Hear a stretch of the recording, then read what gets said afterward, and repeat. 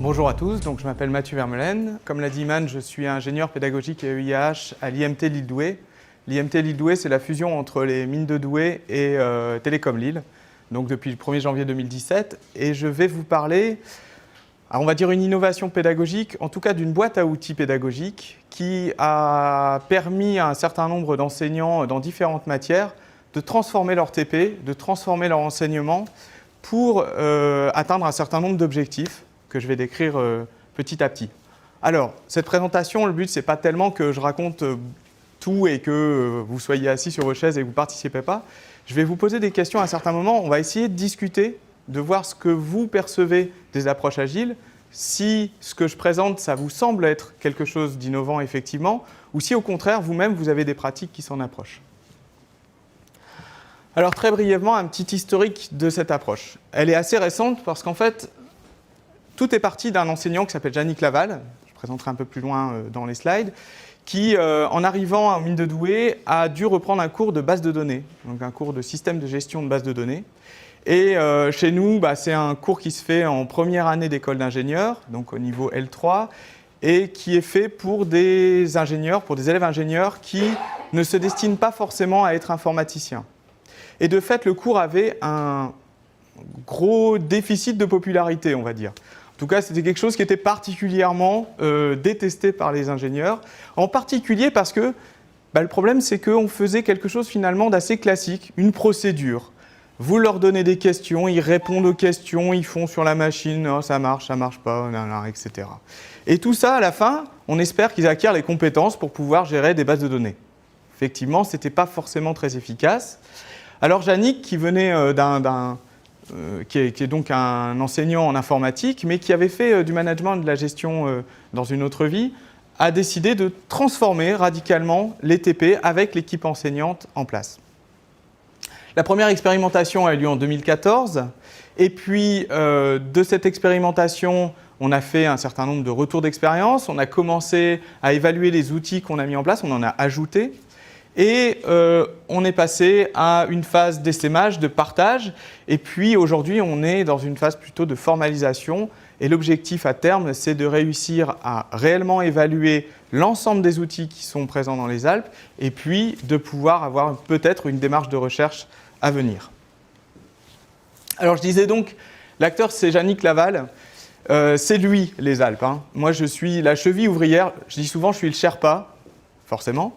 Le but, c'est que je lui ai apporté en fait des méthodologies, des outils, j'ai accompagné le développement, la mise en place de ces approches-là, mais c'est Yannick qui a vraiment réfléchi qui a vraiment initié la démarche des Alpes d'introduire ce qu'on appelle les approches agiles ou les méthodes agiles dans l'enseignement.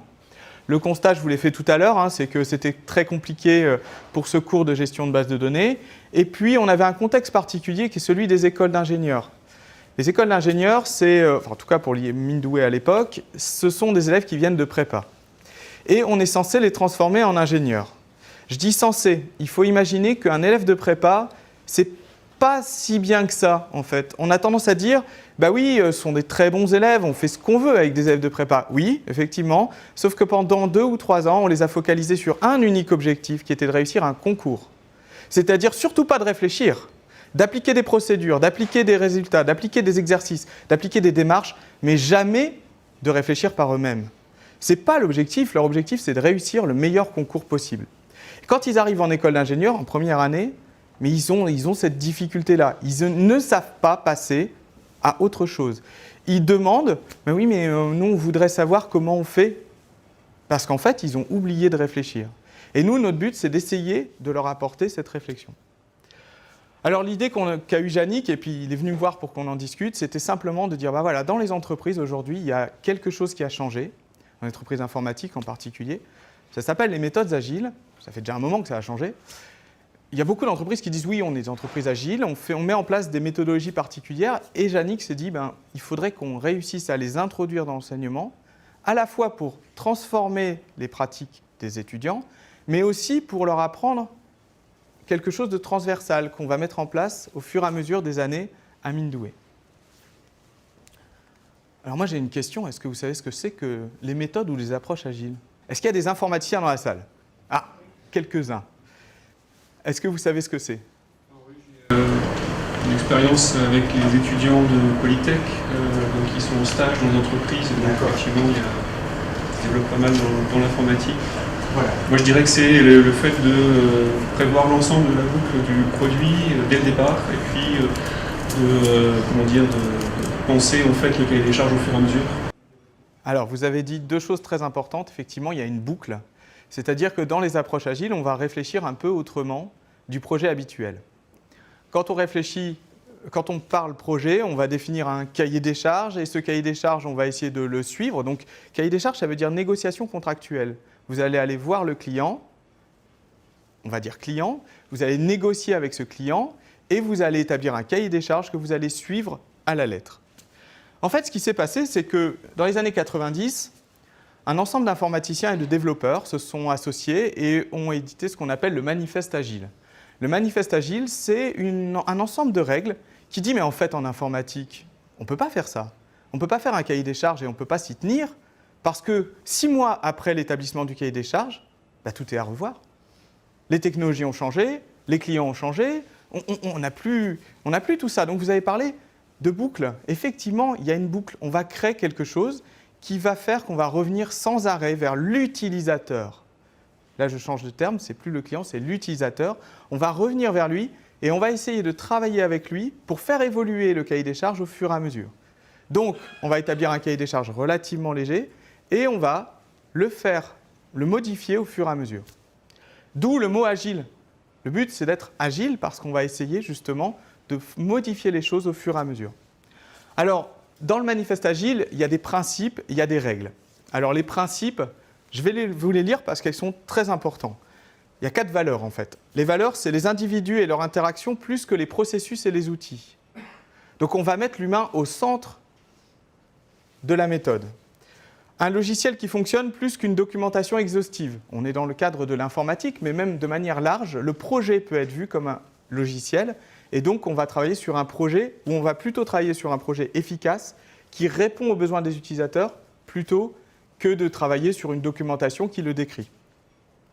On va mettre en place la collaboration avec les clients ou les utilisateurs plus que la négociation contractuelle. Donc, on va échanger en permanence avec eux. Et surtout, on va dire que l'adaptation au changement est plus importante que le suivi d'un plan. Et ça, c'est essentiel. Quand vous faites vos cours, souvent, vous avez en tête ce que vous allez faire. Vous vous dites, je vais réaliser les choses de cette manière-là et je vais le suivre jusqu'à la fin parce que j'ai des objectifs pédagogiques. Et vous vous adaptez, tant bien que mal, au public que vous avez. Finalement, quelque part, vous êtes déjà un petit peu agile parce que vous vous adaptez. Si votre public va vite, vous vous adaptez et vous transformez votre cours au fur et à mesure. Donc, pour les enseignants, il y avait déjà une part de cette démarche agile, même si on ne s'en rendait pas forcément compte. Mais au départ, vous aviez bien un plan et vous essayez de le suivre au maximum. Ce qu'on propose ici, pour nous, c'est de remettre l'humain au centre des projets, au centre du cours. Donc, l'échange entre l'enseignant et les étudiants, l'échange entre les étudiants et les étudiants, ou même les étudiants et la hiérarchie dans l'école ou dans l'université. Et il y a eu déjà des expériences qui ont été menées dans ce domaine-là. Il y a déjà eu pas mal de choses. En particulier, il y en a une qui a été faite par Wittre et Lambert à l'université de Caen et qui s'appelle Lego for Scrum. Vous pouvez aller regarder. Et en fait, l'objectif, c'était, Scrum étant une méthode agile, l'objectif, c'est simplement d'initier les étudiants à ces méthodes agiles avec les Lego. Donc, il y a déjà eu des choses. Et puis nous, ce qu'on est venu faire, tout simplement, c'est se dire, on va prendre ces grandes valeurs et on va les mettre à l'intérieur de nos TP, de nos TD et de nos cours. Alors, comment on a travaillé ? Quand on a commencé à travailler avec Yannick, lui, il a dit, moi, je vais mettre des approches agiles partout. OK. Allons-y, on va mettre des approches agiles partout. Alors, nous, on dit approche agile, on ne dit pas méthode, parce que méthode agile, ça nous semble un peu antinomique avec le fait que c'est agile, puisque c'est une méthode, donc c'est un peu écrit sur le papier, il y a un plan, un processus, on va parler d'approche. Et ce qui s'est dit, c'est que on est dans une école d'ingénieurs qui prône l'approche par projet, on va essayer de se mettre dans une approche par projet. Qu'est-ce qui se fait chez les autres ? Il y a des gens qui font des classes inversées. Tiens, on va aller voir ce qui se passe chez les classes inversées. En fait, c'est des choses qu'on fait déjà depuis des années. C'est pas grave, on va quand même prendre ce terme-là, on va regarder ce qu'ils font. En informatique, qu'est-ce qu'ils utilisent ? Ils utilisent du pair programming. Est-ce que vous savez ce que c'est que le pair programming? Non. Alors le pair programming, c'est, je vais fortement simplifier, c'est l'idée qu'on programme mieux quand on a deux cerveaux que quand on en a un seul. Ça vous va? Ça ne paraît pas choquant. C'est un peu pareil avec la recherche, hein. On recherche mieux quand on est à plusieurs cerveaux. C'est un peu la même idée. Ici, ce qu'on fait, c'est que pendant qu'il y en a un qui code, l'autre va regarder ce qu'il code. Vous avez déjà vu quand vous écrivez un mail ensemble avec quelqu'un, il voit les fautes d'orthographe avant vous. Il vous dit « Ah, mais non, mais tu as fait une faute de frappe. Attends, je suis en train de l'écrire, mon mail. » C'est pareil. Ce qu'on va faire ici, c'est qu'on va encourager les étudiants à travailler à deux pour deux raisons. La première, c'est que souvent, il y en a un qui code et l'autre qui regarde ce qui se passe, mais ailleurs. Donc ce qu'on voudrait, c'est qu'il se recentre sur l'écran et qu'il aide celui qui code à coder. Et puis, d'une manière générale, ce qui est intéressant aussi, c'est qu'on leur apprend à travailler ensemble, à deux, de manière un peu symbiotique, si vous voulez. Et ça, c'était important. Alors, je récapitule, on va se mettre dans un mode projet. On va utiliser les classes inversées, c'est-à-dire qu'on va leur donner des éléments de connaissances en amont des TP et des TD pour que pendant les TP et TD, on construise les compétences avec ces connaissances. On va se mettre en binôme et on va travailler dans un mode qui est en pair programming. Et puis tout ça, ça va faire qu'en fait, ce qu'on veut, c'est qu'ils construisent leurs compétences ensemble, tous ensemble, pas seulement en binôme, mais aussi avec les autres étudiants et avec l'enseignant. Et donc, on se place dans une démarche socio-constructiviste. Je ne dis pas trop de gros mots parce que ce n'est pas trop utile. Mais en tout cas, ce que ça veut dire ici, c'est qu'on va construire nos connaissances et nos compétences ensemble dans un groupe. Et on va essayer justement que ce groupe avance collectivement. Alors, comment ça s'est passé? Il y a quelque chose qui est très utile, qui est très important quand on fait des approches agiles, c'est que souvent, il y a des gens qui vont vous dire que les approches agiles, c'est un petit peu désordonné. Souvent, il y a cette idée-là. Comme on ne suit pas un processus, les choses sont un peu désordonnées. On a l'impression que c'est un grand fourre-tout et puis que tout va se faire comme ça par l'opération du Saint-Esprit. Et voilà. Pas du tout. Pas du tout. En fait, dans les approches agiles, on va mettre en place des garde-fous. Et ces garde-fous, ce sont en fait des règles très simples qui ne sont pas contre les valeurs que j'ai dictées tout à l'heure. Simplement des règles qui vont permettre au projet d'avancer dans la bonne direction. Donc ce qu'on va mettre en place, c'est une règle avec les étudiants. On va leur dire, voilà, déjà les étudiants, ils arrivaient toujours en retard pendant les TP, c'était particulièrement pénible, j'imagine que vous connaissez ça aussi. On leur a dit, ben non, en fait. En fait, ce qu'on va faire, c'est comme on est un groupe, comme on est en collectif, s'il y en a un qui arrive en retard, il retarde l'intégralité du groupe. Et comment on va symboliser ça? On va symboliser ça avec des time box. Les time box, ce sont des créneaux de 25 minutes pendant lesquels les étudiants ne vont faire que travailler sur leur projet. Ah, ça veut dire quoi? Ça veut dire qu'ils n'ont rien le droit de faire d'autre. On leur demande essentiellement de travailler. Ils ont le droit d'aller parler avec leurs voisins du projet, ils ont le droit d'aller voir ce que fait l'autre groupe sur le projet, ils ont le droit d'aller faire d'autres choses, mais en tout cas, ça doit avoir un rapport avec le projet qu'ils ont à réaliser. Et ils n'ont pas le droit d'aller voir leur mail, et ils n'ont pas le droit d'aller sur leur portable, et ils n'ont pas le droit... Alors, c'est un peu dictatorial. C'est la première année, on fait ça. Après, on évolue. Pourquoi on met ça en place? Parce que ce qu'on veut, c'est éviter les distractions. On veut qu'ils se concentrent sur les choses. Par contre, comme dans cette phase-là de 25 minutes, je vous épargne pourquoi 25 minutes? Parce que le cerveau, pendant 25 minutes, est efficace et qu'après, il y a une période de régression dans laquelle ils sont moins efficaces, etc. 25 minutes où ils travaillent et on leur fait des pauses. Et pendant les pauses, on leur dit, vous faites absolument, mais absolument ce que vous voulez. Si vous voulez continuer à travailler, vous avez le droit, mais si vous avez envie d'aller boire un café, de lire un livre, de vous détendre, de regarder Facebook, vous faites ce que vous voulez. Vous avez 5 minutes de liberté totale. Encore une fois, la théorie sur le cerveau dit que pendant ces 5 minutes, il y a la pause qui se fait, et donc de fait, ils peuvent réattaquer 25 minutes efficaces. Tout ça, ça a été mis en place, ces deux choses-là, sur une théorie qui est la théorie du Pomodoro. Pomodoro, c'est la tomate, vous savez, qui permet de calculer le temps de faire la cuisson des pâtes en Italie. C'est véridique, hein. C'est un doctorant qui avait mis ça en place parce qu'il n'arrivait pas à se concentrer sur l'écriture de sa thèse, quelque chose que je connais très bien. Et de fait, il s'imposait un certain temps pendant lequel il ne faisait qu'écrire. Et puis à la fin, quand la tomate sonnait, il allait voir ses mails, Facebook, sa femme, des choses comme ça. Et puis, toute ressemblance avec la réalité est purement fortuite. Donc ici, cette phase-là, ce Pomodoro, c'est quelque chose dont on s'est inspiré. On s'est inspiré pour créer des phases dans lesquelles ils vont travailler. Et dans ces phases de 25 minutes, on va mettre en place justement les approches agiles, véritablement. Tout à l'heure, j'ai parlé de binôme. Donc ça, je t'ai expliqué que c'était pour le pair programming. C'est quelque chose qui nous a permis de créer des groupes. Et puis, on va leur faire des surprises. Ça, j'en parlerai un peu plus loin. Alors, les approches agiles, c'est un ensemble d'outils. Ces outils, il y en a 2 qui sont très importants. Donc, passage en mode projet, j'en ai parlé. Ce sont ce qu'on appelle les user stories. Alors, je récapitule. On a un projet. Le projet, on le fait avec les utilisateurs. Donc, on répond aux besoins des utilisateurs. Quand on va décomposer ce projet, on va le décomposer en éléments simples. Et ces éléments simples, ce sont ce qu'on appelle des user stories. Les user stories, c'est un élément qui peut se traduire en fonction utilisateur. Par exemple, si vous construisez un vélo, vous allez dire, première user story, mon utilisateur, il souhaite rouler sur son vélo. Bon, du coup, je vais construire des roues.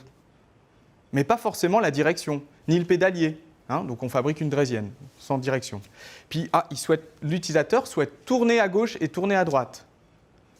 C'est une nouvelle user story. C'est indépendant du fait de rouler. Vous êtes d'accord, vous pouvez tourner à gauche et à droite sans rouler. Et donc on peut construire ces user stories les unes derrière les autres, une décomposition du projet. Et pourquoi on fait ça? Parce que ça va nous permettre de créer des user stories indépendantes qui font que les étudiants vont pouvoir réaliser ces user stories dans l'ordre qu'ils veulent. Et ça, c'est très important dans la méthode agile, dans les approches agiles, c'est que le projet se construit différemment en fonction des personnes. Chaque personne va pouvoir construire et modéliser son projet, réaliser son projet avec ce qu'il a envie de faire. Par contre, chaque user story fait avancer le projet vers les objectifs qu'on s'est donnés. Et surtout, à la fin d'une user story, le projet est viable. Si mon vélo a 2 roues, c'est une draisienne sans direction, je peux déjà faire quelque chose avec. Je peux déjà rouler en ligne droite. D'accord? Si jamais j'ajoute la direction, c'est chouette, je peux rouler en ligne droite et puis je peux tourner à gauche et tourner à droite. Et un jour, j'ai inventé le pédalier. Et un jour, j'ai inventé la chaîne. Et un jour, etc., etc. Donc tout ça, ça va faire une amélioration en continu du projet, mais dès le départ, il est utilisable. Et puis ces user stories, on va les décomposer en tâches. Oui, parce que ce n'est pas forcément facile de dire je vais construire des roues. Il va falloir réaliser, un centre, il va falloir qu'on trace, on crée un pneu, etc. Tout ça, ce sont des tâches. Par contre, elles sont dépendantes les unes des autres. Je ne vais pas créer un pneu, par exemple, si jamais j'en ai pas besoin. Donc ça, je vais le créer et ça fait partie du tout qui consiste à créer une roue de vélo. Donc ça, c'est quelque chose qui est utile. Et si vous voulez, il y a un parallèle que je peux faire, c'est que quand vous faites un problème à vos étudiants, vous le décomposez en questions. D'accord ? Vous pouvez imaginer que ici, vous avez un grand projet, une énorme démonstration mathématique, un beau théorème à montrer, petit théorème de Fermat, au hasard. Et à partir de là, vous allez décomposer cette démonstration en lemmes. Les lemmes, ils peuvent être indépendants les uns des autres finalement, parce qu'il suffit juste d'avoir les hypothèses. Et après, vous pouvez faire vos lemmes. Ça, c'est les user stories. Et à l'intérieur des lemmes, il y a toute une série d'implications qui sont autant de tâches, c'est-à-dire des petits éléments à l'intérieur du lemme. Je vais d'abord démontrer ça, puis démontrer ça, puis démontrer ça. D'accord ? Et là, c'est dépendant, puisque ça dépend des hypothèses de départ du lemme. Donc ici, ça, c'est vraiment les principes. C'est des principes qui sont communs à toutes les approches agiles, ou à la plupart, c'est-à-dire une décomposition en éléments simples qui va permettre de réaliser le projet de manière presque parallèle. On pourrait dire que si une équipe fait une user story, une autre équipe peut faire une autre user story. Ça marche tout à fait. Les deux, comme elles sont indépendantes, vous pouvez les faire de manière parallèle. Donc ça permet aussi d'avancer plus vite.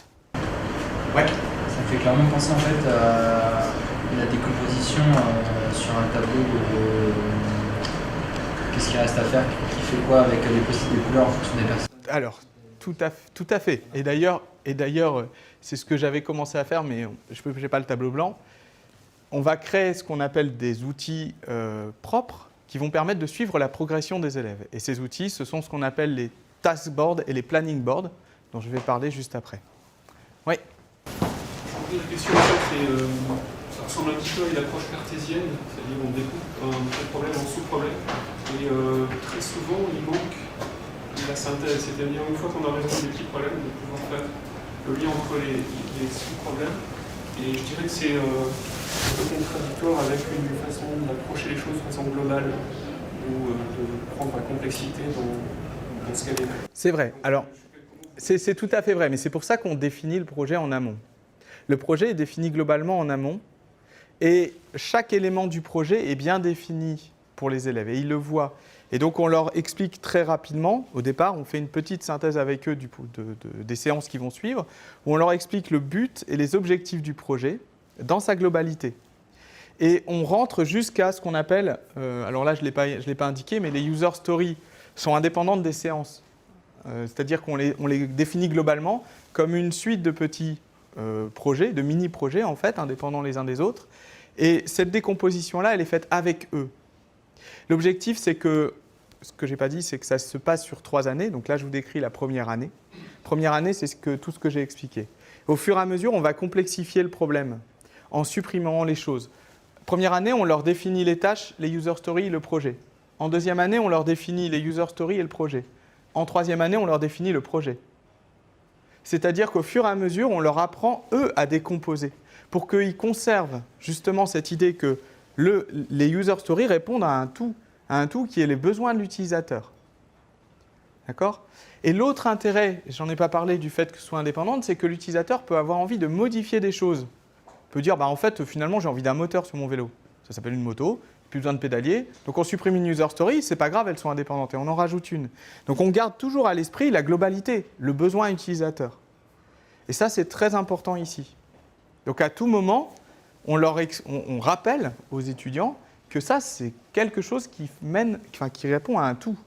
Et c'est toujours lié à l'utilisateur final. Du coup, c'est plus décrit en termes de fonctionnel. Exactement, c'est tout à fait ça.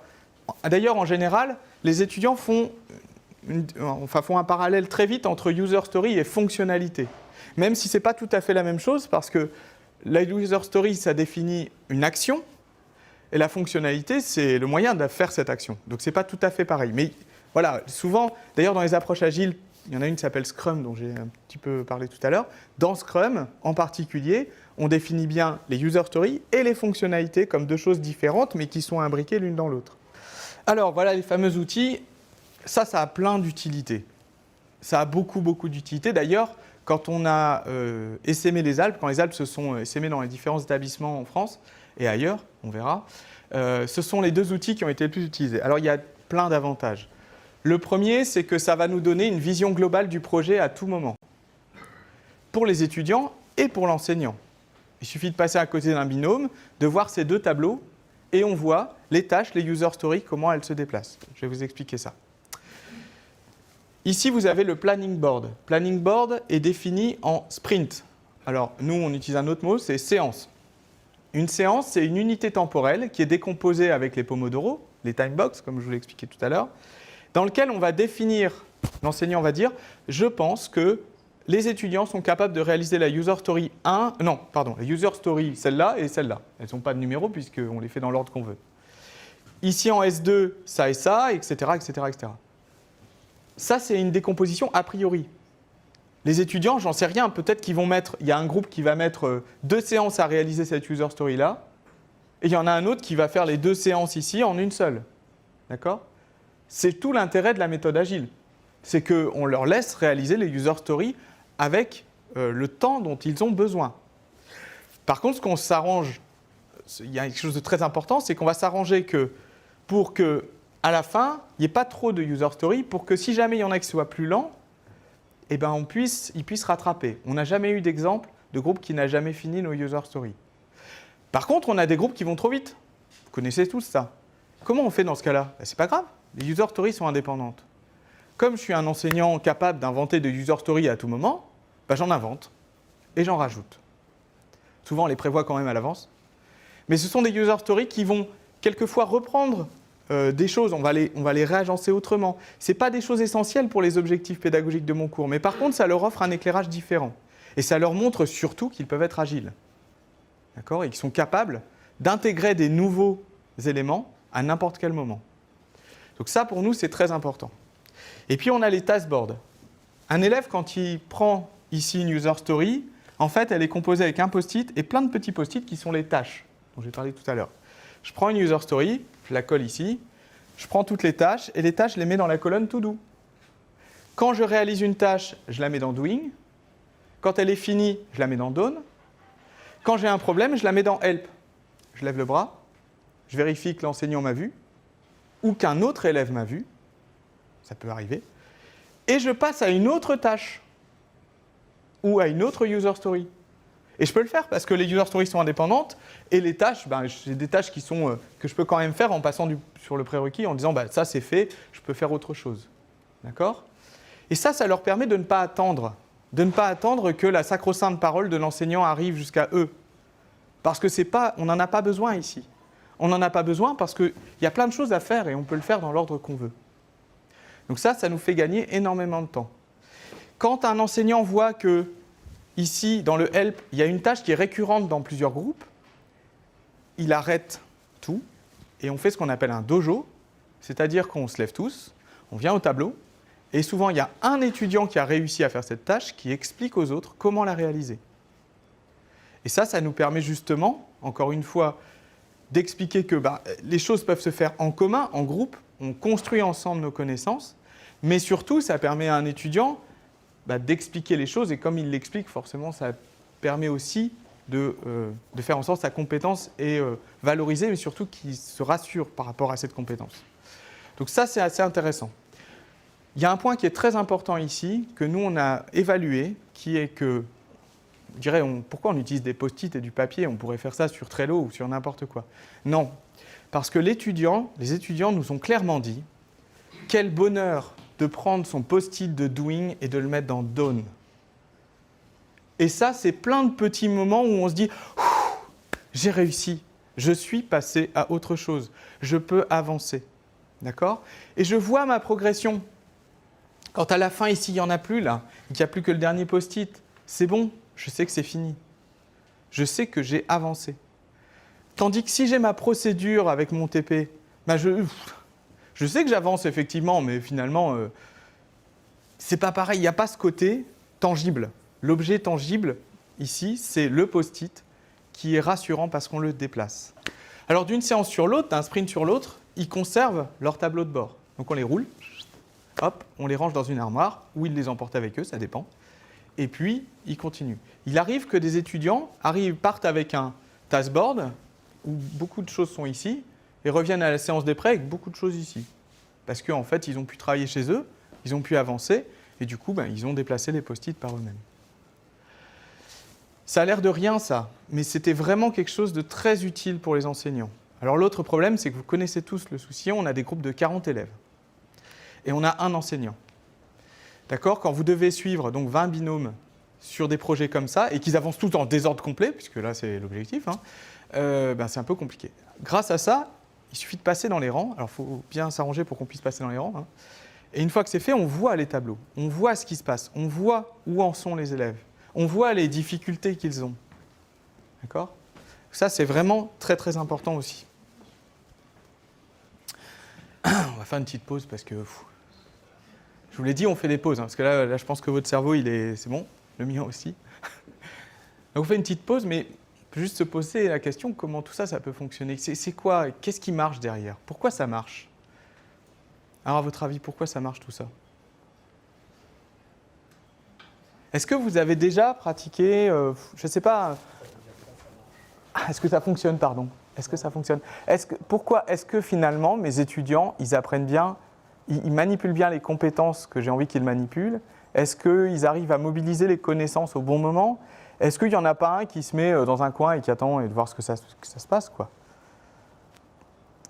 Alors, est-ce que, à part les idées d'objets tangibles, etc. La question quand même, c'est depuis le début, en fait, tu n'as pas parlé d'apprentissage. C'est-à-dire qu'il manque le lien, en fait, avec l'apprentissage. Parce que jusque-là, je trouve ça génial pour faire un projet, c'est-à-dire un projet de production. C'est-à-dire produire quelque chose à la fin, on s'organise et tout.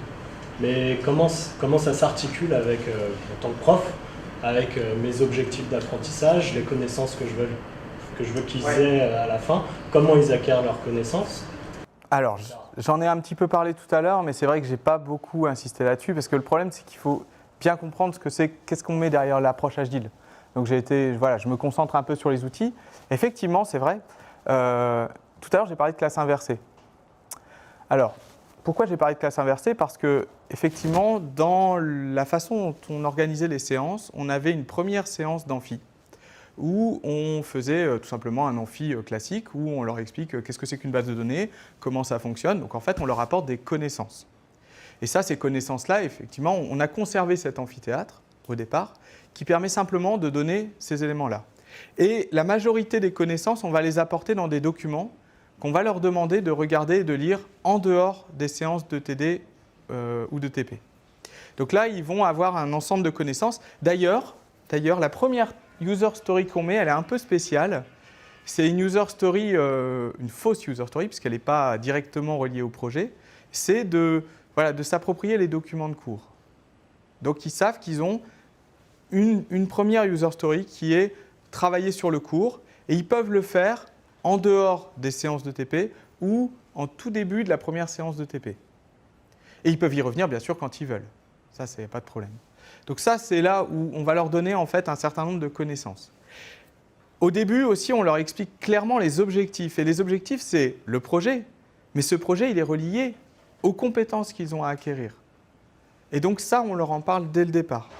Et ça, c'est le seul moment où l'enseignant va vraiment prendre sa casquette d'enseignant pour leur expliquer les objectifs pédagogiques de la séance. Donc ça, c'est quelque chose qui est vraiment très important.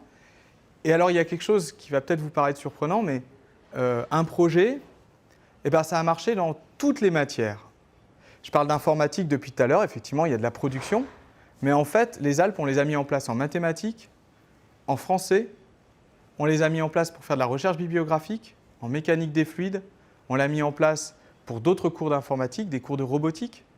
Donc on l'a mis en place pour des choses où pas forcément de la production, il n'y a pas forcément au sens premier abord, on dirait il y a de la production. En fait, il y a de la production dès qu'il y a quelque chose à livrer, dès qu'il y a quelque chose à réaliser. Donc si on veut faire un problème de mathématiques, on doit rendre à la fin la démonstration du problème de mathématiques. C'est ça mon idée de projet, si tu veux, si je peux me permettre. Donc voilà, c'est là qu'on va faire les choses. Par exemple, dans les APP, l'apprentissage par projet, il y a une distinction nette entre un projet où on veut produire quelque chose et un projet dont le but est d'apprendre. Tout à fait, ouais, c'est vrai. Voilà, j'en ai parlé aussi de l'approche par projet. Effectivement, on met cette articulation en place. Et ici, nous, ce qui est très important, c'est de dire mon projet, il a des objectifs, il y a des objectifs derrière, et on les décrit. C'est important. Parce qu'effectivement, il y a une idée aussi de transparence pédagogique. Quand on travaille avec les étudiants, on ne leur dit pas voilà, on va vous mettre dans les Alpes, et puis vous allez vous débrouiller. C'est une nouvelle méthode pédagogique, ça va marcher, vous inquiétez pas. Non, on explique vraiment la démarche. Et d'ailleurs, ce que je fais là, on le fait avec les étudiants. On leur explique vraiment ce qu'on veut faire. Et c'est très important parce que sinon, effectivement, ils sont perdus. Ils ne voient pas tout à fait le lien. Là, à la fin, ils ont à la fois l'intérêt de livrer quelque chose, et là, j'utilise vraiment le mot livrer, mais en même temps, on les raccroche toujours à des compétences pédagogiques. Et ça, on s'arrange pour qu'elles soient visibles dans les user stories. Alors, je vais vous parler juste pourquoi ça marche. Parce qu'en fait, il y a un contexte, quelque chose qui m'intéresse moi, c'est la notion de flow. Alors la notion de flow, c'est la notion d'un psychologue qui s'appelle Csikszentmihalyi, j'espère que je le prononce bien, mais ce n'est pas facile, qui a décrit en fait un état dans lequel on a un peu l'impression de survoler les choses. On réussit tout ce qu'on fait et ça avance et tout ce qu'on va continuer à faire, ça va marcher parce que ce qui a marché avant va marcher après. Et cette espèce d'idée que tout va fonctionner et qu'on a envie de continuer à avancer, c'est quelque chose que les Alpes arrivent à mettre en place. Et alors, pour atteindre l'état de flow, donc cet auteur distingue 5 grands principes. Ici, je les ai déclinés par rapport à l'approche et par rapport à la pédagogie, mais vous verrez que ce sont des choses qui, a priori, nous disent, oui, effectivement, nos étudiants apprécient les Alpes. Alors ça, c'est une première évaluation. c'est qu'on a fait passer un ensemble de questionnaires, on a beaucoup discuté avec eux, on a échangé, on a mis en place des focus groups pour discuter sur la méthode. Et il se trouve que la plupart, une très grande majorité des étudiants, ça monte jusqu'à 97% pour certaines promos, nous disent oui, c'est vrai qu'on a mieux appris, on a l'impression de mieux maîtriser nos compétences. Ça nous a beaucoup rassurés. Alors, les 5 points, c'est mettre en place une progression adaptée. Ça, c'est la décomposition en user story et en tâches qui va l'apporter. On va passer en mode projet.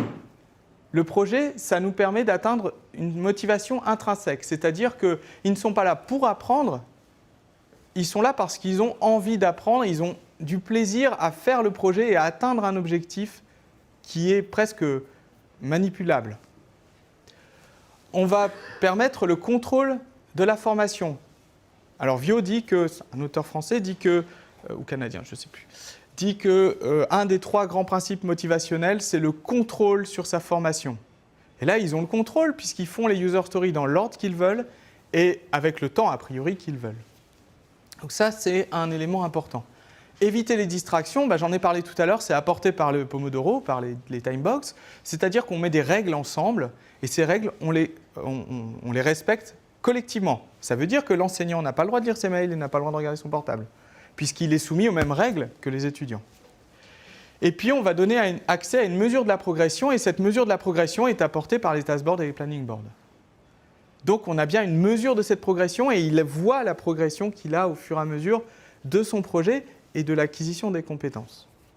Et ça, on va vers un état de flow, c'est-à-dire que l'étudiant a envie de continuer à faire ses tâches et à faire ses user stories jusqu'à atteindre la fin du projet, la fin des séances. C'est quelque chose qu'on a pu mesurer là pour le coup. On a pu le mesurer avec les élèves en vérifiant avec eux qu'est-ce qui les a intéressés et on retrouve ces 5 éléments-là. Peut-être un peu différemment dit, mais c'est grosso modo l'idée qu'il y a derrière. Alors la place de l'enseignant et de l'étudiant. Donc l'enseignant, c'est plus un enseignant, c'est un guide. Alors un coach, comme vous voulez. Moi, j'aime pas trop le mot coach, je préfère guide, forcément, on est dans les Alpes. Mais l'idée, c'est que le guide, c'est quelqu'un qui va au sommet avec le randonneur, qui l'emmène avec lui, mais ce n'est pas lui qui marche, c'est le randonneur. Il marche avec. Et donc, il emmène toute sa cordée jusqu'en haut. Et il est là pourquoi ? Parce qu'il va rassurer, il va débloquer, il va assurer, tout simplement. Il va permettre que cette cordée arrive au bout. Donc le groupe, c'est une cordée. Et l'étudiant, il a plusieurs rôles. Ça peut être un randonneur, c'est-à-dire quelqu'un qui, finalement, il va aller au sommet, mais c'est pour le plaisir. Il va aller au sommet parce qu'il se fixe un challenge, donc ça devient un alpiniste. Mais ça peut être aussi un apprenti guide, parce qu'il a la capacité d'appuyer et d'aider ses collègues. D'accord ? Et donc au final, tout ça, ça forme un groupe qui va essayer d'avancer ensemble, collectivement, vers un objectif commun. Je pense qu'on vous en a déjà plusieurs fois parlé de la place du rôle de l'enseignant. C'est quelque chose qui évolue assez, et c'est vrai que chez nous, ça a plutôt bien fonctionné. Ici, vous avez une petite séance. Vous voyez, on est très libre. Ici, le groupe s'est déplacé. Donc là, c'est une version des Alpes où ils ne sont pas en binôme. Ils sont en groupe de 5 et ils travaillent sur la robotique de service. Donc avec des robots, ils doivent ici résoudre un labyrinthe et ils doivent programmer le robot pour pouvoir résoudre ce labyrinthe. Ici, vous avez le fameux Timebox qui a un gros avantage parce que ça vous évite d'avoir à faire des PowerPoint. C'est plutôt pas mal, puisque c'est la seule chose que vous allez avoir à l'écran. Les autres documents pédagogiques, ils les ont sur une plateforme de formation, sur un Moodle, et ils y ont accès à tout moment. Donc il n'y a pas besoin de les afficher à quelconque moment. On peut les afficher si jamais on voit que vraiment il y a un souci et qu'on a besoin de nous rentrer sur une notion en particulier. Ça, c'est grosso modo une séance d'Alpes assez classique sur la robotique. Ce n'est pas celle qui est en base de données. C'est quoi la taille des groupes ? Alors, ici, le groupe total dans la séance, ça dépend. La plupart du temps, quand on est sur les cours d'informatique, on est en pair programming, donc on est en groupe de 2. D'accord ? Si on est sur d'autres matières, on peut monter jusqu'à 5. Je pense que 5, c'est un bon groupe. Après, au-dessus, c'est trop compliqué. D'ailleurs, quand vous faites des approches agiles dans l'entreprise, ils font quelquefois des grands groupes, mais rarement au-dessus de 6, parce que ça pose problème. C'est très compliqué à gérer. Bon, là, je ne rentre pas dans les détails, mais dans les méthodes agiles telles Scrum, les choses sont très définies et il ne faut pas avoir des groupes trop importants. Alors, tout à l'heure, on a parlé... Ouais. J'avais une question pratique, parce que j'avais aussi envie de développer ce projet avec mes groupes de TD. Vous dites il y a un enseignant avec 40 étudiants qui bossent éventuellement par binôme, ça fait 20 binômes. Donc ils sont censés travailler par binôme. Il y a un guide. Maintenant, sur 25 minutes, s'il y a un binôme qui est sur une tâche qui n'arrive pas à résoudre, qui s'appelle le guide, il dit non, je ne comprends pas, expliquez-moi, aidez-moi. En 25 minutes, on a le temps d'aider combien de binômes? Alors, justement, c'est ce que j'ai dit. Alors, alors déjà, on n'est pas le seul à aider les binômes. On n'est pas le seul à aider les binômes, parce que souvent, c'est un autre binôme qui va venir à la rescousse. Donc si on voit, en tant qu'enseignant, si on voit un binôme qui a réussi la tâche sur laquelle bloque le binôme d'à côté, on leur dit, bon, vous êtes deux, est-ce qu'il y en a un qui peut aller voir le binôme d'à côté?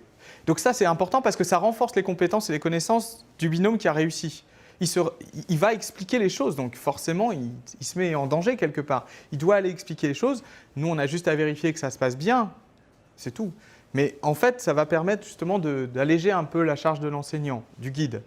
L'autre élément qui est important, c'est que, tout à l'heure je l'ai dit, quand il a un problème, il ne se bloque pas. Il signale qu'il a un problème. Point barre. Et ce n'est pas en 25 minutes, c'est sur la totalité de la séance. Si je n'ai pas pu l'aider là et je vois qu'il continue à avancer sur d'autres tâches, ce n'est pas grave, je viendrai l'aider au moment où je pourrais être disponible pour venir l'appuyer. Donc ça, en fait, ça ne pose pas de problème. Par contre, je dois quand même vous dire un truc, c'est que c'est beaucoup moins reposant qu'un cours d'amphi. Hein. C'est éreintant, mais on est guide, quoi. Hein, Si on considère que tiens, ce binôme a réussi, donc il peut aller expliquer à l'autre, ça signifie qu'on est dans il faut vérifier la réussite. Donc si c'est un calcul numérique, on va qu'ils ont calculé juste. Et si c'est une interprétation, tout à fait. Pour savoir s'ils ont réussi, il faut d'abord qu'ils nous expliquent eux-mêmes. Voilà, en général, c'est ce qu'on fait. Ouais. C'est ce qu'on fait, on essaye de vérifier en quelques mots justement qu'ils ont bien compris. En général, ça se passe plutôt pas trop mal. J'ai pas d'exemple où ça s'est vraiment mal passé. Il y a eu des fois des cas où effectivement il avait réussi la tâche mais c'était erroné. Donc là, dans ce cas-là, ce qu'on fait, c'est qu'on discute. Effectivement, là, il y a une vraie discussion qui va s'engager, mais là, c'est souvent le moment où on décide de faire un dojo. C'est-à-dire d'arrêter tout le monde, de se lever et de discuter ensemble autour de ces problèmes-là.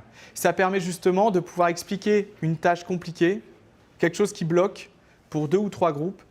Un groupe qui aurait fait les choses mais mal. Attendez, stop, venez voir, on va en discuter tous ensemble. Qu'est-ce que vous en pensez? Et là, on a introduit une notion qui est un peu en dehors du temps. On n'arrête pas le timer, mais par contre, on travaille tous ensemble sur cette tâche pour la résoudre tous ensemble. Et ça permet, c'est exactement la même idée que du guide qui va devoir expliquer à toute sa cordée comment on assure le voisin. Comment on fait en sorte que quand il tombe, on va pouvoir l'assurer. On ne va pas le faire chacun son tour. On y va tous parce que c'est une notion importante. Et donc là, à ce moment-là, on le fait collectivement. Donc ça allège encore une fois les choses. C'est vrai, c'est fatigant, mais c'est vrai qu'on y arrive quand même. Enfin, moi, j'ai pas beaucoup plus de problèmes à faire ça qu'avec un TP classique, en fait. Hein. Au contraire même. Et vous faites autant, si on compare un TP classique au Guillaume, on a un ensemble d'exercices à faire dans les 2 heures. Donc on les fait en TD, on essaie de les laisser travailler, puis ensuite de leur faire la correction en expliquant, etc. Si on les laisse faire, ça prend plus de temps, on fait moins d'exercices, sauf s'ils ont préparé avant. On essaye, parce que la pédagogie inversée, sur le papier, c'est super. Dans les faits, ils arrivent en TD, ils n'ont pas lu leur cours. On est tout à fait d'accord. Tout à fait. Alors, c'est tout à fait exact. Et c'est pour ça que nous, on ne leur dit pas de faire la base de données avant. Ils la font avec nous. On ne leur dit pas de faire les robots avant. On ne leur dit pas de faire leur exercice de maths avant. On leur dit, vous allez voir le cours, on en discute. Des fois, il y a des exercices dedans, voilà. Et puis, on travaille ensemble. Mais encore une fois, ça change tellement par rapport à un TP classique que force est de constater que ça fonctionne. Je parlerai d'un public particulier qui est le public des IUT, parce que Yannick Laval est parti à l'IUT Lyon 2 Lumière en 2016 et il a appliqué les Alpes. Et il a eu des écueils, mais il a eu aussi des grosses réussites, alors que c'est un public qui n'est pas du tout le même que celui des écoles d'ingénieurs. Et donc là, on n'a pas eu ce problème-là. Ils venaient effectivement complètement sans rien, c'est-à-dire en disant bah oui, j'ai pas vu mon cours, je m'en fous. Mais au final, le fait de rentrer dans cette démarche un peu itérative d'amélioration continue fait que très vite on voit si le projet avance et si ça fonctionne. Et eux, c'est sur des projets de logistique, donc pas du tout des projets où on peut vérifier avec l'ordinateur que ça fonctionne, quoi. Le programme, on ne peut pas savoir s'il tourne. C'est que du coup, on fait moins d'exercices entre guillemets que sur un format classique. Je sais pas, je saurais pas dire. Oui, mais ils sont plus efficaces. Donc voilà. Je crois que c'est vrai, mais je peux pas le dire effectivement. Dans les matières que moi j'ai encadrées, j'ai pas eu cette sensation-là. Peut-être que je fais moins de répétitions. Ça, par contre, c'est absolument sûr. Je ne fais pas un exercice 3 fois avec des données différentes. Ça arrive des fois hein, quand on fait des exercices parce qu'on voit bien que c'est une notion importante et il faut qu'on avance. Là, je ne le fais pas du tout, ça. Je prends une... Ouais. Les séances durent combien de temps par rapport à ce dimensionnement? Alors, je vais en parler peut-être ici vite fait. Voilà, ça, c'est l'ensemble des établissements. Tout à l'heure, on m'a posé la question des établissements qui utilisent les Alpes. Il en manque un. Grosso modo, ici, on est sur des séances. Alors, nous, à l'IMT Lille-Douai, on est sur 6 séances de 4 heures, décomposées en tranches de 25 minutes avec des pauses de 5 minutes. Il y a une pause de 15 minutes en plein milieu. C'est pour faire les 4 heures. Et puis parce que ça fait une plus grosse pause pour leur permettre quelquefois de faire une pause plus longue, tout simplement. Donc ça marche comme ça. Après, les autres, ça dépend. Je crois que je l'ai décrit dans l'article que j'ai écrit pour QPES 2017. Je dois avoir décrit l'ensemble des expérimentations avec les séances qui ont été faites. À l'IUT Lyon-Lumière, c'est des séances de 2 heures et il a décomposé, il me semble, en 20 minutes plutôt qu'en 25. Il y a des fois, on a eu des étudiants qui ont demandé à avoir des séances plus longues. On est passé à 40. D'Assouza, qui a écrit les choses sur le cerveau et le fonctionnement du cerveau, nous dit qu'il ne faut pas dépasser les 40 minutes, donc on ne les dépasse pas. Mais en fait, ça dépend du public qu'on a en face de soi. Il y a une adaptation à faire et c'est pour ça que je parle de boîte à outils, parce que chacun va utiliser les boîtes à outils de manière différente. Il y en a qui vont utiliser Timebox, d'autres pas. Il y en a qui vont utiliser les planning boards, d'autres pas. Je crois que ça n'existe pas. Tout le monde utilise planning board et taskboard, mais par contre, il y a des outils qui sont, que je n'ai pas décrits forcément et qui ne sont pas forcément utilisés. Ici, ce qui peut être intéressant, il y avait une autre question, je crois. Ouais. Dans la temporalité, les trucs des user stories, là, je trouve ça intéressant qu'ils puissent choisir l'ordre dans lequel ils font. Je vois 2 problèmes, juste c'est déjà l'histoire de la progression, c'est-à-dire qu'on construit sur ce qu'on a vu avant, et c'est vrai que quand on construit un cours, on essaye de faire une progression logique. Donc ça, c'est une chose. Et puis aussi, s'il y en a tous les groupes font des choses différentes, c'est-à-dire comment ils vont s'entraider. Alors, ouais. Dans les faits, nous, vous avez vu, tout à l'heure, j'ai montré un planning board où je définis, là, il y a 2 user stories, là, il y en a 2 autres, etc. Dans les faits, on leur donne, en première année, une progression juste suggérée. Et finalement, ils sont bien contents avec cette progression suggérée. Donc, ça marche assez bien. Et en général, on a des groupes qui se suivent. Moi, ce que j'ai remarqué dans les groupes, c'est que souvent, ça se décompose en 3 tiers. Vous avez un tiers qui va très, très vite. Et donc, eux, ils peuvent s'entraider entre eux. Et d'ailleurs, c'est ce qu'ils font. Vous voyez, c'est assez classique dans les TP. Ils se mettent ensemble, ils ont tendance à avancer très vite. Et puis, ça va très vite et ils n'ont pas de problème. Il y a un groupe qui fait exactement le découpage qu'on avait prévu, à la user story près, à la tâche près. Alors ça, ça marche bien, hein, c'est pratique. Ils s'entraident. Et il y a les groupes un peu plus à la traîne. Et l'avantage des groupes à la traîne, c'est comme le groupe très rapide a été très rapide, souvent, c'est eux qui vont aider le groupe à la traîne. Donc du coup, il y a cet équilibre qui se fait et qui est plutôt pas mal. Mais effectivement, dans les user stories, on a tendance à les ordonner par difficulté en fait.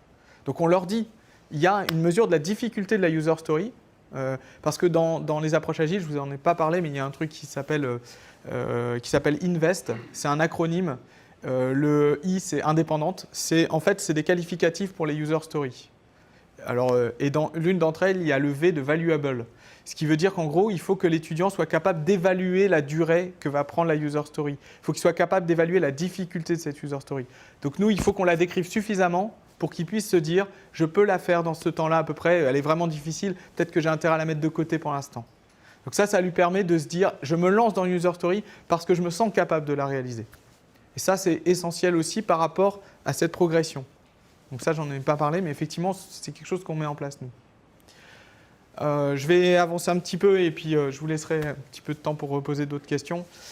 Ici, vous avez un ensemble d'expérimentations qui ont été faites. Il faut savoir qu'on a été un peu dépassé avec cette approche parce qu'on l'a présentée à QPES en 2015.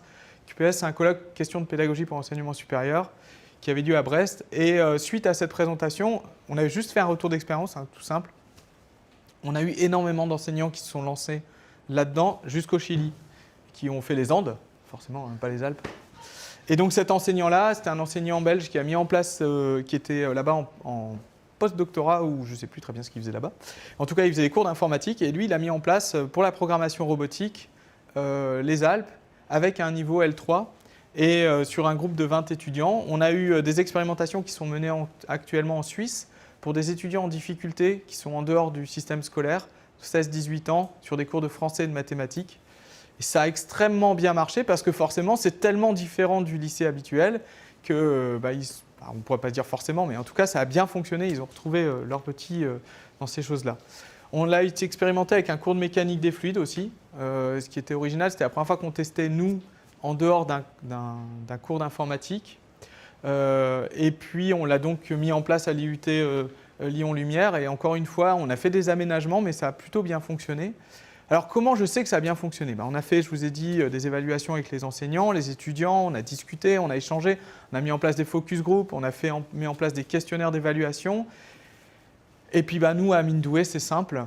On a 2 critères très importants pour nous. Un critère que les élèves adorent qui s'appelle la moyenne, qui nous dit qu'ils ont progressé de 5 points. Et 5 points, c'est assez intéressant. J'aurais dit 1 point, bon. 5 points, c'est important. Mais surtout, le cours de base de données est un prérequis à un autre cours qui se passe aussi en première année, qui est un cours sur Meurize. Et il se trouve que ce cours-là marche extrêmement bien, alors qu'il n'est pas au format Alpes, mais il marche extrêmement bien. Les élèves, même non informaticiens, en tout cas ceux qui ne se destinent pas à devenir informaticiens, s'en sortent extrêmement bien. Et donc ça, on sait que quelque part, ça veut dire que les compétences ont été acquises et qu'ils savent les remobiliser après coup. Et pour nous, c'est très important parce que notre public est un public de préparationnaires, c'est-à-dire des gens qui, une fois qu'ils ont réussi leur concours, ils zappent, ils évacuent et ils passent à autre chose. Donc cette chose-là, pour nous, c'est très très important. Oui. Et comment la moyenne est évaluée Alors, comment on évalue ? Ah oui, alors comment on évalue, effectivement ? Alors, nous, on a 2 manières pour évaluer. D'abord, on leur fait un petit DS sur les connaissances, mais très court. Ça dure 1 heure et ils ont des questions assez classiques. Et puis, ils ont une séance de 4 heures au format Alpes, où ils doivent refaire exactement leur projet qu'ils ont réalisé en 6 séances, mais en 4 heures. Et bien, ça marche très très bien. Ce n'est pas le même projet, on a changé des petites données, des choses, des machins, etc. Mais c'est la même démarche et ils le font exactement comme ils veulent. Sauf qu'effectivement, ils n'ont pas forcément le droit d'aller raconter le bout de gras à leurs voisins. Ils se débrouillent, ils sont évalués en binôme, encore une fois, parce que ça, on ne change pas l'approche. Si on changeait les modalités pédagogiques trop fortement, ça ne marcherait pas. En tout cas, là, on fait exactement la méthode. D'ailleurs, il y a le Pomodoro qui tourne, mais en fait, ils en font ce qu'ils veulent. Ils ne sont pas obligés de le suivre parce que c'est un DS, donc du coup, il y en a qui respectent les pauses, d'autres pas du tout. Et puis, ils avancent et ça marche très, très bien. Et comme ils sont évalués exactement de la même manière qu'on leur a expliqué les choses, eh bien, ils retrouvent leurs petits, ils savent à peu près comment gérer. D'ailleurs, on les voit faire. Ils reprennent leur planning board, ils font des user stories, ils réécrivent, machin, etc. Ils y vont, ils se lancent, c'est parti, pas de problème. Nous, ce qui nous a le plus surpris, c'est le fait qu'avec les enseignants qui mettent en place les approches Alpes, on n'a plus un seul élève en retard. Alors ça, sans qu'on ait besoin de dire quoi que ce soit. Ils respectent effectivement cette démarche qui consiste à dire contrat de confiance. On travaille tous ensemble et on atteint un objectif tous ensemble. Sur cet éval, là, le texte du projet, qu'est-ce que vous écrivez, qu'est-ce que vous demandez ? Alors, le texte du projet, il est essentiellement expliqué à l'oral par l'enseignant. On a effectivement des éléments. Alors là, par exemple, dans le projet de base de données, ils doivent réaliser un doodle. Donc un doodle, vous voyez un petit peu hein, le truc pour prendre des rendez-vous. Et donc on leur explique qu'ils doivent faire un doodle, on regarde avec eux ce que ça fait, donc on va sur Doodle ou sur Framasoft, hein, et puis on y va, on regarde comment ça marche, voilà, on peut prendre des rendez-vous, on peut se connecter, on peut inviter des gens, etc. etc. On leur montre le projet.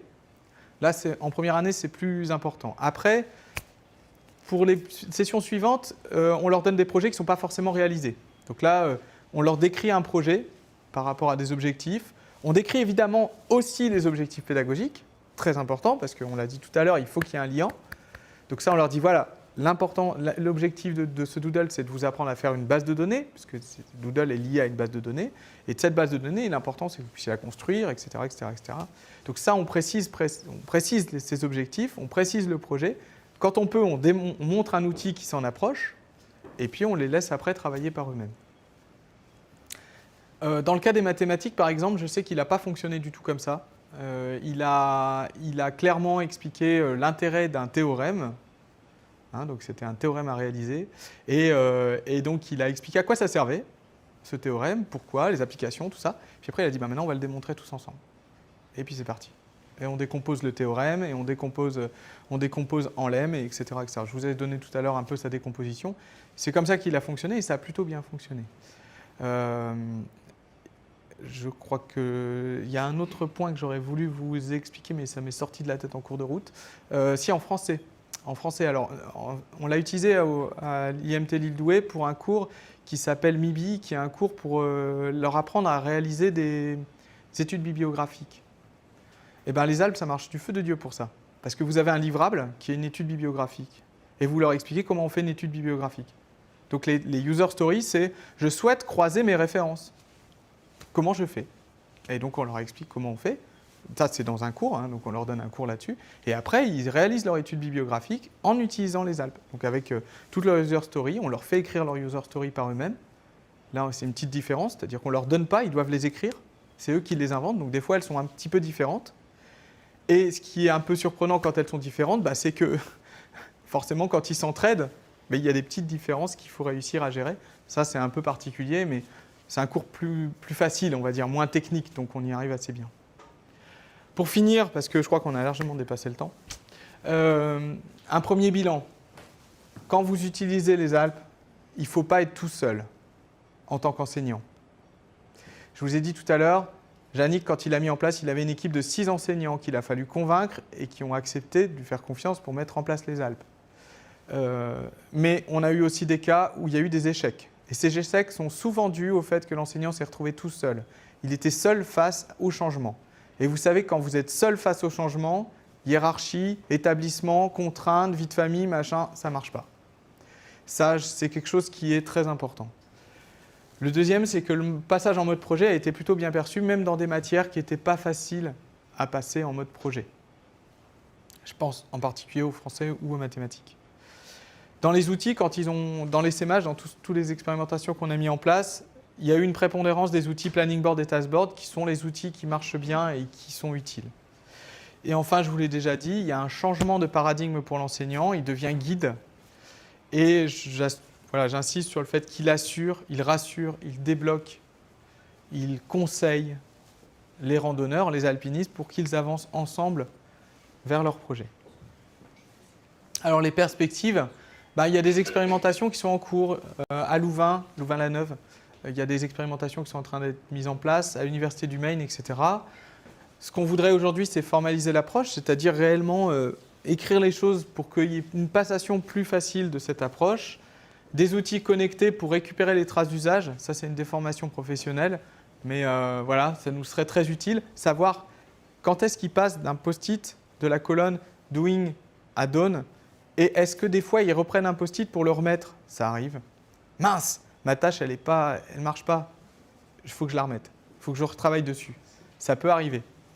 Valider l'intérêt des objets tangibles, c'est-à-dire le fait qu'on fait du papier et des post-it. Ça, on a déjà vu des choses, mais on voudrait le valider vraiment.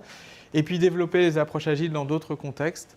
Ça, c'est quelque chose qui, pour nous, est important parce que c'est un changement aussi d'état d'esprit.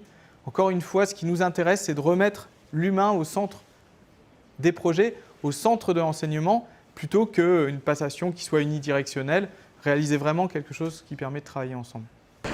Moi j'ai une question, je vois pas trop la différence avec l'APP en fait, à part que ça propose des outils qui peuvent être une trame qui se surimpose à l'APP.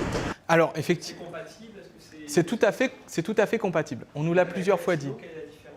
La différence, c'est les outils qu'on met en place. Les outils sont très différents. Et attention... C'est-à-dire moi je vois, à part le timer et... Ah, mais ça change vraiment tout. C'est-à-dire le timer, les planning board, task board, etc.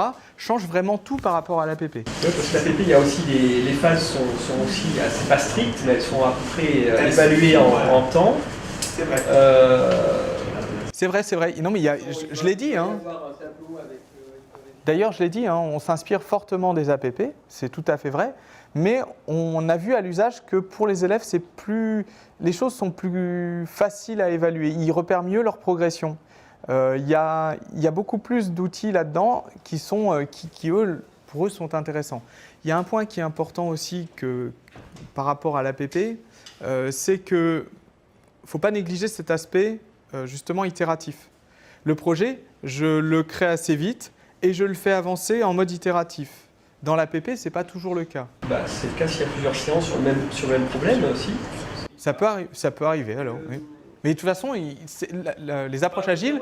Mais concrètement, les user stories, donc, parce que vous avez dit que soit c'est eux qui les créent, là, vous venez de le dire, soit, mais par défaut, c'est vous qui les donnez. Oui, alors en fait, il y a une progression. C'est un enseignement transversal.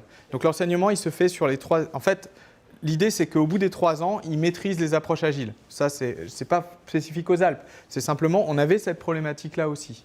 Donc les Alpes permettent, en première année, on décrit tout. C'est nous qui faisons les tâches, les user stories et qui définissons le projet. Ça, de toute façon, c'est toujours nous qui définissons le projet.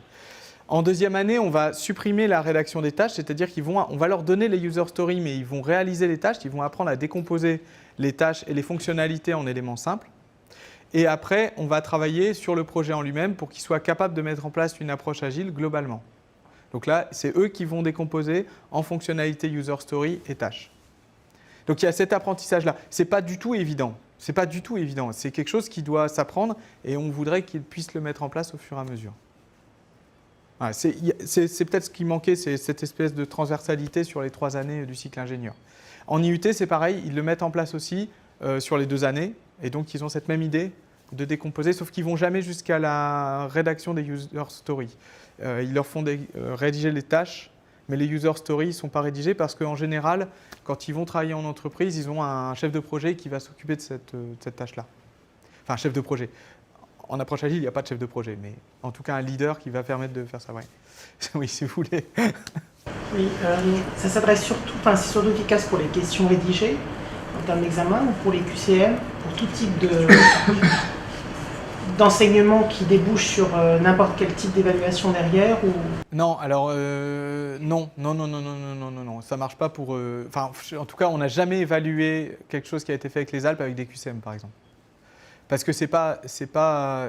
Moi, le contrat pédagogique, pour nous, pour moi, en tout cas, c'est très important.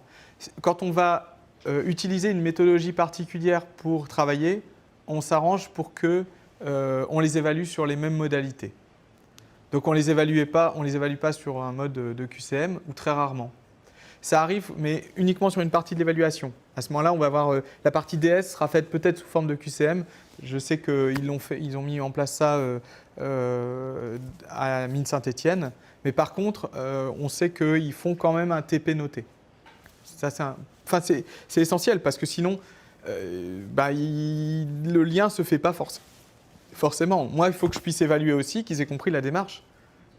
Donc là, il y a à la fois les compétences thématiques et les compétences transversales de la démarche agile. Et ça, il faut que je puisse l'évaluer aussi. Et vous pensez intervenir en SP plus tard ou pas ? J'en sais rien. Pourquoi pas ? Oui, bien sûr. C'est vraiment une des clés. Mais je travaille avec l'ESP, mais c'est vrai que là, actuellement, je ne vais pas expliquer, mais je suis doctorant dans l'équipe de Jean-Marc Labat. Et donc, en ce moment, je rédige ma thèse. Donc, et ce n'est pas sur ce sujet-là. Donc, quand ce sera fini, on reprendra effectivement le taureau par les cornes et là, on réécrira les choses effectivement à fond. Et c'est tout le travail qu'on a à faire aujourd'hui. Tant que c'est pas... Moi, ce qui me manque, c'est... J'ai encore un problème en termes de transmission. On se rend compte qu'il y a beaucoup des enseignants qui font des Alpes sont des enseignants qui sont très, très motivés par l'approche, mais qui captent assez vite comment ça marche, voire qui ont déjà utilisé les approches agiles. Moi, ce que je voudrais, c'est que n'importe quel enseignant qui a envie de s'y mettre puisse appréhender les approches agiles facilement, parce qu'on les aura correctement formalisées. Voyez ? Et vous avez vu que ça va dans beaucoup de directions. C'est assez complexe à modéliser. La dernière question. Pour que ce soit vraiment utile, j'ai bien noté la notion de parcours. Un parcours complet, c'est quelque chose qui demande sur 3 ans, genre 3 fois 6 heures, 3 fois 7 heures, comment dire. Quand est-ce qu'on sait qu'on a donné le temps suffisant pour qu'un étudiant ait correctement intégré cette approche ALP? Alors, en général, au bout de la première année, ils ont intégré l'approche ALP. Par contre, est-ce qu'ils ont acquis les approches agiles, c'est-à-dire quelque chose de plus méta, on va dire? Pas forcément. Et là, il faut considérer... Ils peuvent y arriver en 1 an. Si on le fait sur 3 ans, en général, ça fonctionne bien. Ça dépend de la place que vous leur donnez. Vous voyez, par exemple, chez nous, à l'IMT Lille-Douai, ils ont 3 cours en approche ALP en première année. D'accord? Donc, ils ont base de données, programmation avec C et le dernier, c'est mécanique des fluides. 4 même, puisqu'ils ont MIBI aussi, hein, donc celui sur la bibliographie. Ensuite, on a, en deuxième année, là, à ce moment-là, nos étudiants font plus forcément tous de l'informatique. Donc, il y en a qui font de l'informatique et qui revoient les approches agiles, et là, on leur fait un cours sur les approches agiles. Et derrière, on leur fait des TP sur peu importe, n'importe quoi, parce qu'en fait, ce qu'on veut, c'est qu'ils travaillent là-dessus. Et là, on leur fait rédiger leurs fameuses tâches. On leur donne le projet des user stories, on leur fait rédiger les tâches. Et en dernière année, là, à ce moment-là, on va travailler plus globalement sur les méthodes agiles et on va traverser plusieurs méthodes agiles, Scrum, d'autres, etc. Et là, on va leur faire une application avec un projet qu'on va leur donner et ils doivent appliquer toutes les approches agiles de A jusqu'à Z. Donc, définition des user stories, fonctionnalités et les tâches. Donc, ça peut se faire dans un cycle plus court. Pourquoi pas? Il n'y a aucun problème. Enfin, l'important, c'est de... Voilà, nous, on a pensé que cette progression permettait de faciliter les choses. Il faut savoir que en première année, en L3, c'est très très compliqué pour nous. On a déjà essayé de leur faire définir les tâches et les user stories. C'est très très compliqué. Parce que c'est dû à notre public. Je pense que c'est vraiment dû à notre public. En IUT, ils ont moins de problèmes, voyez, alors que c'est un public plus jeune. Mais ils ont moins de problèmes parce qu'ils sont plus professionnels. Enfin, ils sont plus dans une démarche professionnalisante, très vite. Donc, ils ont très vite envie de mettre en place ces outils-là parce que de toute façon, ils y seront confrontés en stage à la fin de l'année. C'est ça qui les motive, hein, beaucoup. Donc ça fait qu'on arrive plus facilement à les mettre en place en IUT, plus vite qu'en école d'ingénieur. Je ne sais pas si je réponds à la question, mais ça dépend vraiment du public. Et ça, il faut être capable de l'appréhender. Voilà. Ben, je vous remercie. J'espère que c'était clair. Si vous voulez me contacter, n'hésitez pas. Vous pouvez contacter aussi Yannick. Il y a un site sur les approches ALP, mais qui est un peu vieillissant, donc il faut qu'on le refonde entièrement. Mais il y a déjà pas mal de choses sur les outils. Et on a 2 articles à QPES 2015 et 2017. Ce sont simplement des rex. Ce n'est pas trop difficile à lire, au contraire. Et je pense que ça décrit les choses le mieux possible. Merci à tous.